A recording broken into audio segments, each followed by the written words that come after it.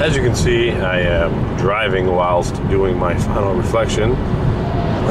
Some may think that is a little dangerous. However, I agree to disagree. So here's my final reflection.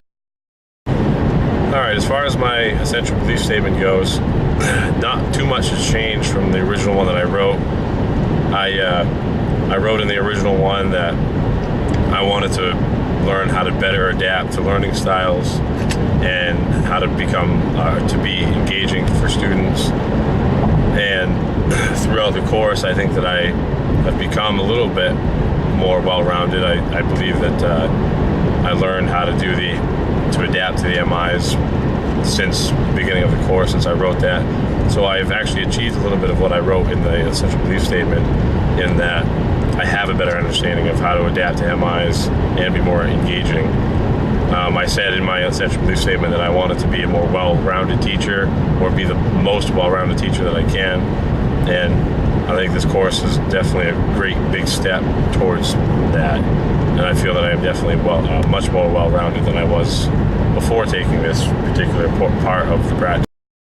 As far as developing units and lessons based off of backward design, I think once you determine what you want the kids to learn based off of the main learning results or the Common Core, for me it was main learning results, then it's easy to develop a lesson and a unit, or a unit and then the lessons based off of that.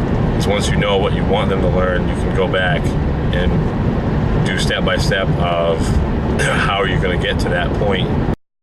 And then one of the things that we've learned in order to determine students' learning or students' mastery of information is by assessments, pre-assessments, and then formative and summative assessments. And I've definitely learned a wide variety of all three of the techniques, specifically formative and summative, to determine a student's level of mastery.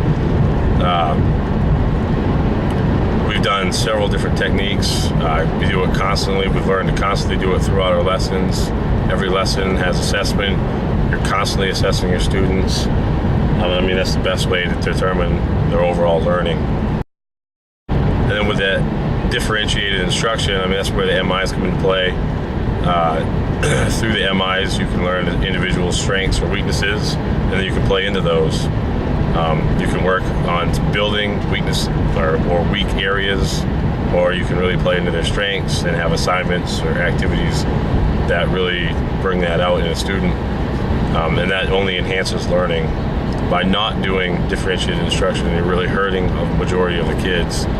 A few of the kids might like what you're doing, but there's always going to be people that don't. And if you don't adapt or differentiate for those students, then they're going to have a real difficult time and probably not learn what they could have potentially learned in the first place.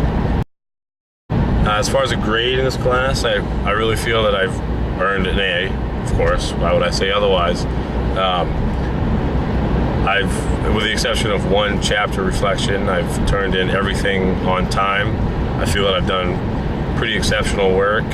I've been to every class, and the classes that I haven't been able to be there in person, I've Skyped in, so I didn't miss anything. During class discussions, I've been involved with all the discussions. I've been involved with all the feedbacks. I'm definitely a very vocal person, as I'm sure most people know. I'm not afraid to say anything. And then finally, this class definitely has opened me up to a wide variety of teaching methods and strategies. I didn't feel that I was a very creative person coming into this. I still don't feel that I'm very creative. But throughout this class, I've kind of learned how to become more creative with the help of a lot of guides, like the cooperative learning strategies and the graphic organizers kind of almost force you to be creative. And then just learning from the other students in our class, my classmates, many of them are extremely creative, much more than I am. And I've learned a lot of things from them and have come up with a lot of great ideas from them. So thank you to my classmates for that. I mean, I felt like before this class, I felt that I was a pretty decent teacher through the things that I've done in my career. I've been in charge of a lot of training, and I've taught CPR for 6 years now. But after going through this, it kind of made me realize that maybe I wasn't the best teacher. And now after this particular portion of the practicum and the other portions, I feel that I'm a much better teacher, much more effective, much more well-rounded, and I can only hope to get better from this point forward.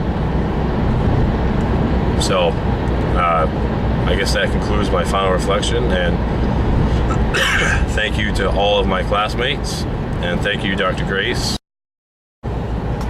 Go Bills.